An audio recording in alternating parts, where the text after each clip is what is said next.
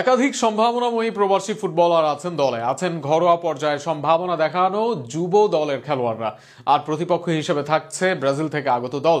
সব মিলিয়ে তাই সবার আগ্রহ ব্রাজিলের বিপক্ষে কেমন একাদশ নিয়ে মাঠে নামতে পারে বাংলাদেশের সম্ভাব্য একাদশ নিয়ে বিস্তারিত থাকছে প্রতিবেদনা। আসসালামু আলাইকুম, সবাই কেমন আছেন? আমি ভালো আছি।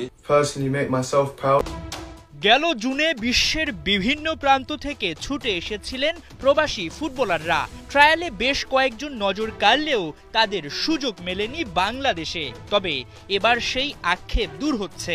লাল সবুজের জার্সিতে খেলতে ডাক পেয়েছেন ইংল্যান্ড প্রবাসী ফুটবলার ক্যাসপার হক আর ইব্রাহিম নওয়াজ। ট্রায়াল দিয়েও ডাক না পাওয়া এই ফুটবলাররা এবার সবাইকে চোখে আঙুল দিয়ে নিজেদের জাত চেনাতে পারবেন কিনা সেদিকেই থাকছে স্পটলাইটের পুরোটা। আসসালামু আলাইকুম, সবাই কেমন আছেন? আমি ভালো আছি। Just wanted to say thank you for the Football Federation for giving me this opportunity to go into Bangladesh and play in the Latin Bangla Super Cup.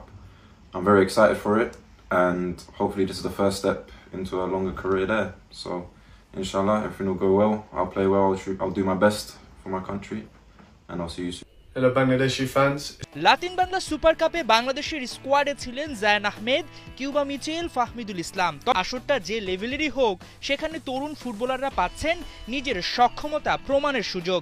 Actually Zayan ফাহমিদুলের ব্যাপারে আমি আশাবাদী ছিলাম, অফকোর্স নো ডাউট।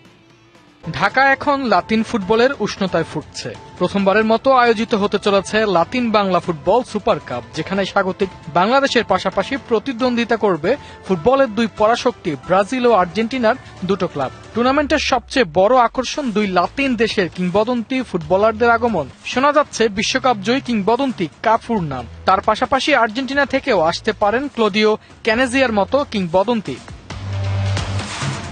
সুপার কাপে অংশ নিতে আগামী সপ্তাহেই ঢাকায় পৌঁছাবে লাতিন ক্লাবগুলো। 2 ডিসেম্বর আসবে আর্জেন্টাইন স্থানীয় ক্লাব আতলেটিকো চার্লোনের অনূর্ধ্ব 20 দল। পরদিন আসবে ব্রাজিলের তৃতীয় স্তরের ক্লাব। 5, 8 ও 11 ডিসেম্বর জাতীয় স্টেডিয়ামে অনুষ্ঠিত হবে 3টি ম্যাচ। টিকিট সংগ্রহ করা যাবে জনপ্রিয় টিকেটিং প্ল্যাটফর্ম কুইকেট থেকে। 12 ক্যাটাগরিতে মিলবে টিকিট। আর্জেন্টিনা ব্রাজিলের বিপক্ষে বাংলাদেশের ম্যাচগুলো সর্বনিম্ন 1000 ও সর্বোচ্চ 20,000 টাকায় দেখা যাবে। তবে ব্রাজিল আর্জেন্টিনার ফাইনাল ম্যাচটিতে সর্বনিম্ন 2000 ও সর্বোচ্চ 50,000 টাকায় দেখা যাবে ম্যাচ। টুর্নামেন্টকে গুরুত্ব দিয়ে শক্তিশালী এক বাংলাদেশ দল ঘোষণা করা হয়েছে। খেলবেন কিউবা মিচেল, জায়ান আহমেদ, বিৎসক চাকমা সহ 29 জন তরুণ খেলোয়াড়। কোচ হিসেবে থাকবেন গোলাম রব্বানী ছোটন। এই টুর্নামেন্ট একদিকে যেমন দেশের তরুণ ফুটবলারদের জন্য আন্তর্জাতিক মানের অভিজ্ঞতা অর্জনের সুযোগ করে দিবে, তেমনি লাতিন ফুটবলের জৌলস বাংলাদেশের মাঠে ছড়িয়ে দিয়ে যোগ করবে ক্রীড়া জগতের নতুন এক মাত্রা।